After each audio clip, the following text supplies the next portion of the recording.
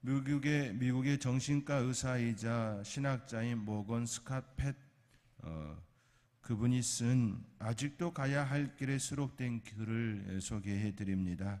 저자는 하버드 대학교와 컬럼비아 대학에서 의학을 전공하였습니다. 저자의 특이한 이력은 그는 불교도로서 이 책을 집필한 이후 공개적으로 크리스천으로 개종을 선언한 것입니다. 이 책은 심리학과 영성을 매우 성공적으로 결합시킨 책으로 중요한 책으로 평가되고 이후 뉴욕타임스의 최장기 베스트셀러 목록을 차지할 정도로 독자의 사랑을 받았습니다. 저자는 이 책의 시작을 이렇게 열고 있습니다. 삶이 고해라는 사실을 정말로 알게 되면 우리가 진정으로 그 사실을 인정하고 받아들이게 되면 삶은 더 이상 고해가 아니다. 그 사실을 받아들이게 되면 그게 더 이상 문제가 되지 않기 때문이다. 첫 시작의 글을 보면 알 수 있듯이 불교도로서의 정서가 사상이 나타나고 있음을 볼 수 있습니다. 그런데 고해라는 단어 하나를 바꾸면 전혀 다른 세계가 펼쳐지는 것을 또 보게 됩니다. 예를 들면 고해라는 단어를 사명으로 바꾸면 이렇게 글의 내용이 됩니다. 삶이 사명이라는 사실을 정말로 알게 되면 우리가 진정으로 그 사실을 인정하고 받아들이게 되면 삶은 더 이상 사명이 아니다. 그 사실을 받아들이게 되면 그게 더 이상 문제가 되지 않기 때문이다. 어떻게 느껴지시나요? 사명으로 바꾸는 순간 글의 내용은 불교도의 색상이 아닌 기독교의 색상으로 바뀌게 됩니다. 삶은 사명이다. 그런데 그 사명을 알고 나면 더 이상 사명이 아니라 우리의 일부가 됩니다. 우리의 일부가 되어지면 사명은 더 이상 부담이 되지가 않습니다. 사명은 우리의 삶의 문제가 되지가 않습니다. 오히려 그 안에 살아가는 삶이 되게 합니다. 단어 하나를 바꿨는데 내용이 전혀 다르게 변하는 것을 보게 되지요. 그런 이어지는 내용들 가운데 이렇게 풀어내고 있습니다. 자유로운 사람이 되려면 자신에 대해 전적으로 책임을 져야 한다. 또한 동시에 진실로 자신의 책임이 아닌 것은 거절할 줄 아는 능력을 지녀야 한다. 그렇지요? 내 삶의 자리에 전적으로 책임을 지면, 자신에 대하여 책임을 지면 오히려 그 안에 자유로움이 일어납니다. 그리고 나의 책임이 아닌 것에 대하여 명확하게 아니라 거절하는 능력을 가질 줄 알아야 하는 것이지요. 내 책임이 아닌 것을 내가 책임지려 하는 것 실은 오만입니다. 실은 그것을 많은 사람들이 이렇게 표현하지요. 오지랖이라고 얘기하지요. 그런 더 이어지는 글에 이렇게 이야기합니다. 책임져야 할 것과 그럴 필요가 없는 것을 분간하는 것은 실존에 있어 가장 큰 문제 중에 하나다. 이러한 과정을 제대로 이행하기 위해서는 지속적인 자기 반성을 감내할 의지와 능력이 있어야 한다. 그렇지요. 자기의 삶을 이행하기 위하여서는 늘 자기 반성과 또 감내할 의지와 능력이 있을 때에 그것을 나는 반드시 할 거야, 해낼 거야 라고 하는 그런 의지와 그것에 행할 수 있는 능력이 있을 때에 감당할 수 있는 것 분명한 이야기이지요. 모건 스캇펫의 말과 같이 책임져야 할 것과 그럴 필요가 없는 것을 분간하는 것은 매우 중요한 문제 중에 하나입니다. 그리고 책임져야 할 것에 대하여 책임을 다하면 그 삶은 진정으로 자유함을 누리게 되어집니다. 이 책의 말미에 가면 다음과 같이 기술합니다. 존재가 행위보다 우선한다는 것을 명심하라. 이 글은 불교도의 색상이라고 말할 수가 없습니다. 불교의 사상은 행위를 늘 강조하고 있기 때문이지요. 불교 용어 중에 업보라는 것이 있습니다. 업보. 업은 생각이란 말, 행동으로 지은 원인을 일컫지요. 그리고 업보는 그런 원인으로 말미암아 받는 결과를 뜻합니다. 그래서 불교 수련하는 그 과정을 통하여 우리는 득도할 수 있다, 그렇게 그들이 주장하는 것 아닙니까? 행위를 통하여서 극락의 그 세계에 이룰 수 있다. 그리하여 이제 선을 베풀어야 한다. 이제 작은 미물이라도 죽이면 안 된다라고 하는 그런 행위에 굉장히 포커스가 되어진 모습임을 보게 되어지지요. 그런데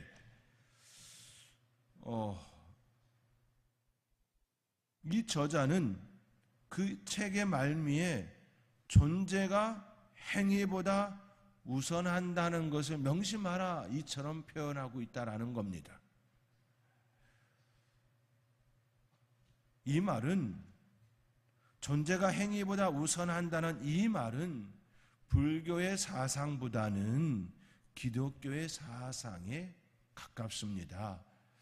기독교는 늘 존재, 그 존재의 가치, 그 존재의 의미, 그 존재의 중심을 두고 있습니다.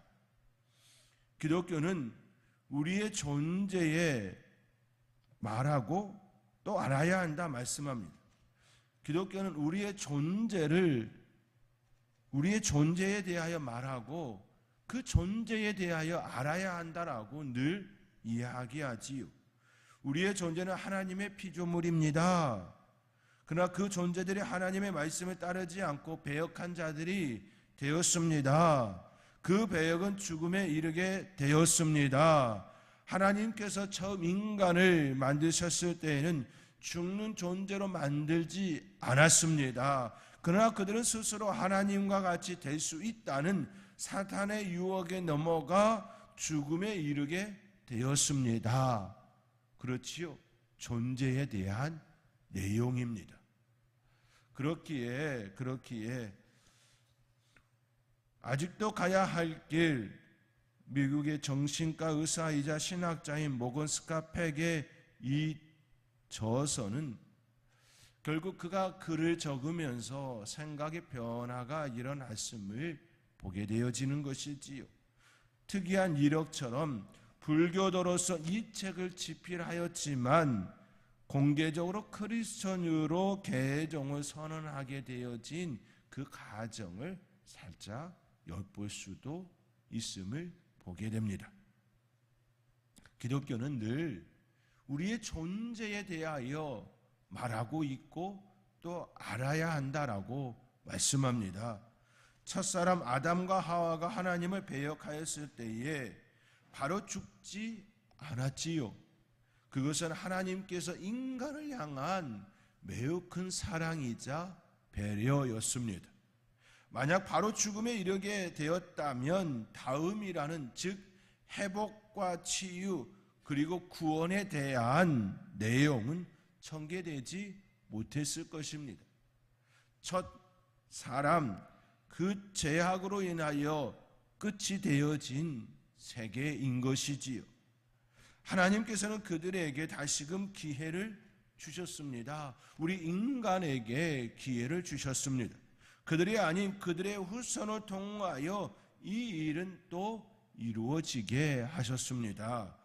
그들에게 자녀가 태어났습니다. 가인과 아벨이었습니다. 그들은 그들이 키운 작물과 가축으로 하나님께 제사를 드립니다. 하나님께서는 아벨의 제사는 받으시고 가인의 제사는 받지 않으셨습니다. 성경은 그의 제사를 왜 받지 않았는지 설명되지 않지요? 다만 그 이후에 일어난 사건을 통하여 짐작이 됩니다. 가인은 자신의 제사를 받지 않음에 대하여 분노가 일어납니다. 일어난 분노를 참지 못하고 그의 아우 아벨을 죽입니다. 아벨의 제사를 받은 하나님을 미워하는 마음이 아벨에게 그대로 투사되었습니다. 이로 짐작할 수 있는 것은 하나님께 대한 불만과 불평, 그리고 그 마음의 미움이 있었음을 보게 됩니다. 그 안에 있는 미움, 그 안에 있는 죄의 씨를 감출 수가 없었습니다. 그럼에도 불구하고 하나님께서는 그에게 표를 주셨습니다. 그를 죽이는 일이 일어나지 아니하도록 그에게 표를 주셨습니다. 그리고 다시 아담과 하와를 통하여 다른 씨, 셋을 주셨습니다. 그 씨를 통해 하나님께서는 우리에게 구원의 길을 열어 주셨지요. 인간 스스로 자신을 구할 수 없는 존재임을 역사를 통하여 지속적으로 나타내었습니다. 하늘에까지 높이 쌓은 바벨탑을 통하여 자신의 명성을 드러내려 하였지요. 홍수가 날 것을 미리 말씀하시고 방주를 준비해 주셨지만 그 방주에 들어간 이는 노아와 그의 아내 그리고 세 아들과 세 자부 8명 뿐이었습니다. 하나님께서는 인간 스스로 자신을 구할 수 없음을 아시고 전혀 새로운 길을 준비해 주셨습니다. 그 첫 시작은 친척 아버지의 집에서 떠나는 일로 하게 하셨지요. 그 여정은 믿음의 여정이었습니다. 가야 할 길을 알지 못한 채 그 길을 나서게 되었습니다. 아브라함은 믿음의 여정을 통하여 자신의 모나고 어리석은 것들을 하나씩 내려놓게 하였습니다. 그럼에도 아브라함은 온전하지 못했지요. 그는 나이가 많아 더 이상 남자로서의 역할을 할 수 없음을 알았습니다. 그때 하나님께서 아브라함과 사라에게 이삭이라는 자녀를 허락해 주셨습니다. 이삭은 남자와 여자의 기능을 상실한 이후에 얻은 자녀였습니다. 인간의 노력으로, 인간의 능력으로, 인간의 예씀으로 되지 아니함을 그들은 몸으로 삶으로 깨닫게 되었습니다. 그 삶의 여정을 통하여 이것은 나의 능력이 아니야, 하나님께서 하심이야 라는 것을 전적으로 고백할 수밖에 없었습니다. 하나님께서는 인간의 능력으로 되는 것이 아닌 믿음으로 되는 것임을 그의 삶의 여정을 통하여 보여주었습니다. 아브라함과 사라의 모습을 통하여 우리에게 이처럼 말씀해 주셨습니다. 그 역사는 아브라함에게서 이삭으로, 이삭에게서 야곱으로 이어졌지요. 야곱이 그의 아들 요셉의 초대로 애굽 땅에 정착하게 됩니다. 그 세월이 무려 400년이라는 시간이 소요됩니다. 하나님께서는 또 한 사람 모세를 준비합니다. 그는 혈기왕성한 젊음의 때를 보냈습니다.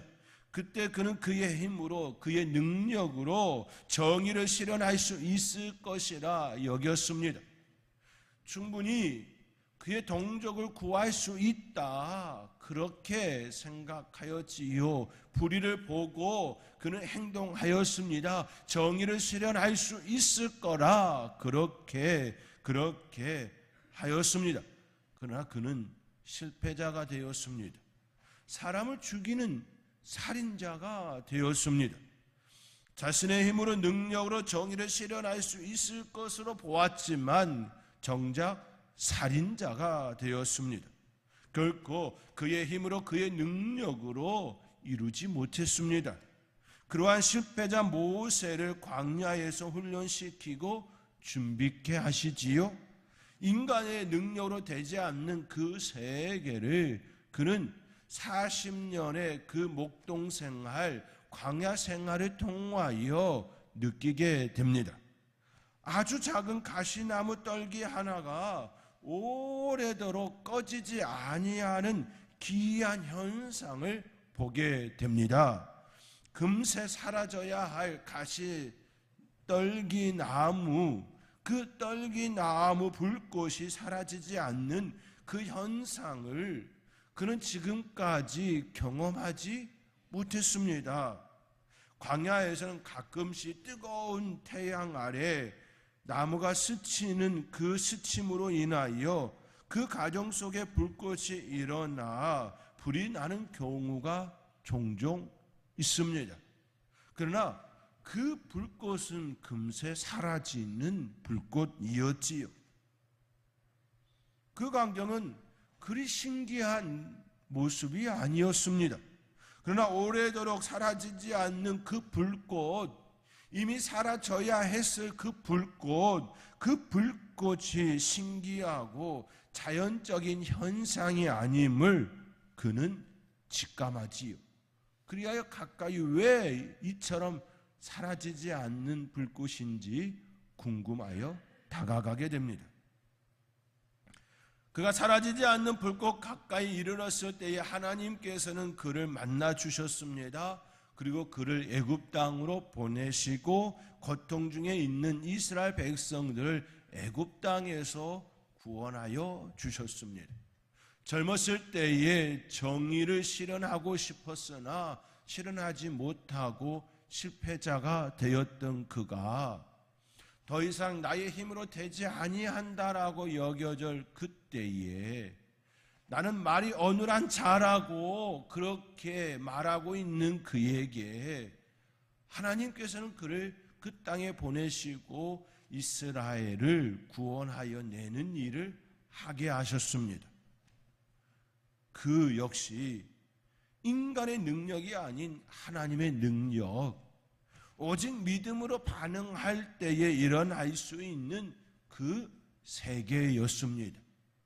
10가지의 그 재앙도, 홍해가 갈라지는 그 사건도, 지팡이가 뱀이 되고 뱀이 지팡이가 되어지는 그 일들도, 40년 동안 광야에서 먹은 그 만나도, 모든 것들이 다 하나님의 능력이었습니다.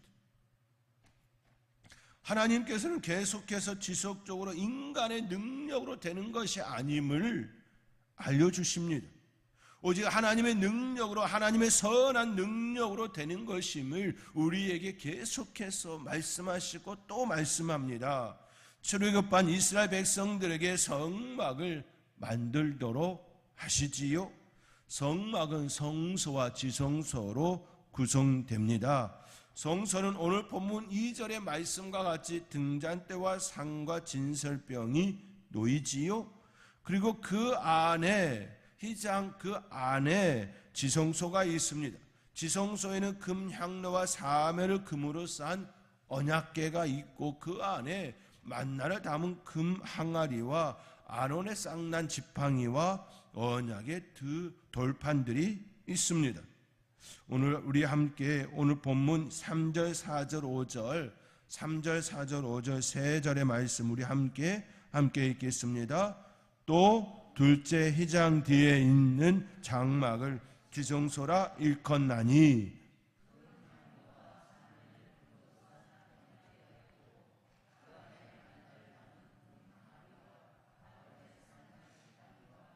언약의 돌판들이 있고 그 위에 속죄소를 덮는 영광의 그룹들이 있으니 이것들에 관하여는 이제 낱낱이 말할 수 없노라.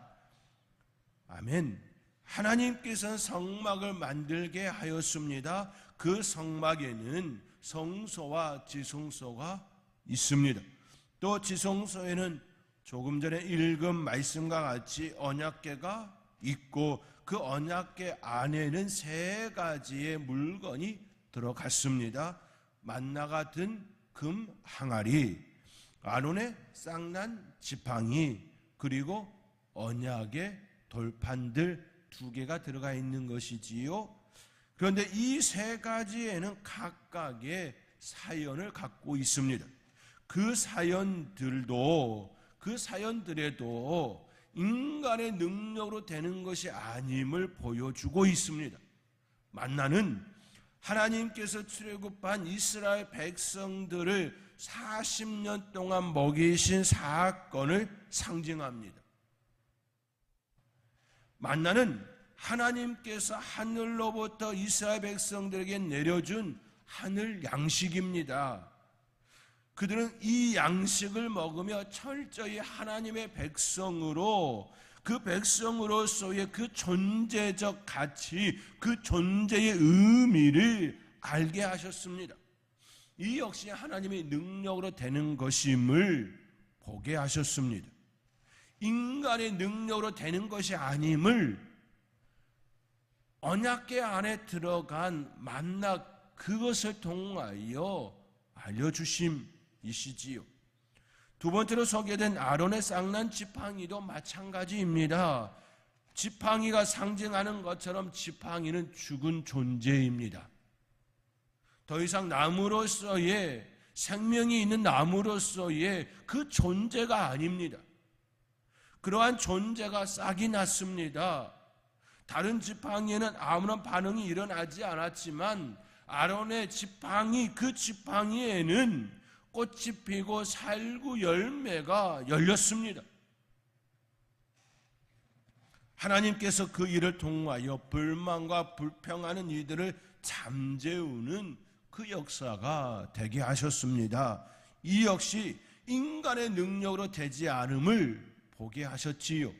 죽은 존재가 살아있는 존재로 하나님의 역사를 드러내셨습니다. 언약궤 안에 들어가 있는 아론의 쌍난 그 지팡이는 결국 우리 인간을 죽은 존재가 살아있는 존재가 되어지는 하나님의 능력을 드러내고 있음을 우리는 보아야 합니다. 세 번째로 소개된 언약의 돌판도 아주 중요한 메시지를 품습니다. 첫 번째, 하나님께서 모세에게 만들어준 돌판은 출애굽한 1세대들이 아론이 만든 금송아지 앞에 절을 하고 타락한 모습에 분노한 모세가 던져 깨뜨렸습니다. 그리고 다시금 하나님의 삶 시내산에 올라 하나님 앞에 대면하고 기도하고 받은 것이 지금 언약궤에 들어가 있는 두 번째 돌판들이지요. 이 또한 인간의 그 타락, 하나님을 멀리하고 또 멀어져 가는 그 인간을 용서하시는 그 하나님의 사랑이 그 돌판 안에 나타나는 것 아닙니까? 인간의 능력이 아닌 하나님의 능력, 하나님의 사랑으로 되어지는 것임을, 그리고 그 언약궤 위에 그룹들이 있고 그 위에 우리 하나님께서 임재하신다, 그렇게 우리에게 말씀하고 있지요. 지성소의 그 안에 그 의미는 결국 인간의 능력이 아니라 하나님의 능력으로, 오직 하나님께 나아가는 우리의 믿음으로만 되어짐을 보여주고 있습니다. 언약궤 안에 있는 세 가지 물건은 결국 하나님의 역사를 의미합니다. 하나님의 은혜가 아니면 할 수 없습니다. 하나님의 은혜가 아니면 우리는 그 세계에 들어갈 수가 없습니다. 이를 통해 우리에게 분명하게 말씀하시는 그 메시지는 하나님의 능력으로 됩니다. 하나님의 능력으로만 됩니다. 이 메시지입니다. 오직 하나님의 권능과 역사 가운데에 구원의 역사가 이루어짐을 드러내고 있는 것입니다. 우리는 이 사실을 기억해야 합니다. 첫 번째 이루어진 장막은 철저히 하나님의 능력이 필요합니다. 하나님의 역사가 필요합니다. 성막은 결국 하나님의 능력으로 되는 것임을 알려주는 통로, 도구였습니다. 그곳에 1년에 단 한 번, 1년에 한 번 대제사장이 들어가서 하나님께 대속제제를 드리는 것으로 제사함의 은총을 구하였습니다. 그러나 그것으로는 모든 이들이 하나님의 성소를 경험할 수가 없지요. 오직 한 사람, 1년에 한 번 들어갔을 뿐입니다. 그리하여 하나님께서는 우리에게 모든 이들이 들어갈 수 있는 그 길을 열어주심이 되었습니다. 오늘 본문 8절의 말씀입니다. 우리 함께 오늘 본문 8절 함께 읽겠습니다. 성령이 이로써 보이신 것은 첫 장막이 서 있을 동안에는 성소에 들어가는 길이 아직 나타나지 아니한 것이라. 그렇지요? 첫 장막이 서 있을 동안에 성소에 들어갈 수 있는 길은 오직 한 사람만이 들어갔을 뿐입니다. 그러나 예수님께서 이 땅에 오셔서 십자가에서 단번에 자신의 몸으로 드린 이후에는 성소의 휘장이 위에서부터 아래로 갈라지고 보혈의 은혜를 입은 모든 이들이 성소에 들어가게 되었습니다. 모든 것이 다 하나님의 은혜이고 역사입니다. 하나님께서 우리에게 이처럼 길을 열어 주셨습니다. 사랑하는 성도 여러분, 하나님께서는 우리에게 말씀합니다. 첫 장막도 하나님의 역사였고 하나님의 능력이었다고 말씀합니다. 그러나 그것으로는 1년에 한 번 대제사장만이 들어갈 수 있었습니다. 그러나 성소에 들어가는 그 길을 예수 그리스도의 그 보혈로 모든 이들이, 그 보혈을 의지하는 모든 이들이 들어갈 수 있는 그 길을 열어주었습니다. 첫 장막이 있을 동안에는, 첫 장막이 서 있을 동안에는 성소에 들어가는 길이 아직 열리지 않았지만 두 번째 장막, 예수 그리스도를 통하여 이루신 그 장막으로는 우리가 들어갈 수 있는 은혜를 입었습니다. 이것이 은혜이고 축복입니다. 우리 안에 그 사랑 가운데 살아가는 아름다운 삶이 되어지기를 주님의 이름으로 축원드립니다.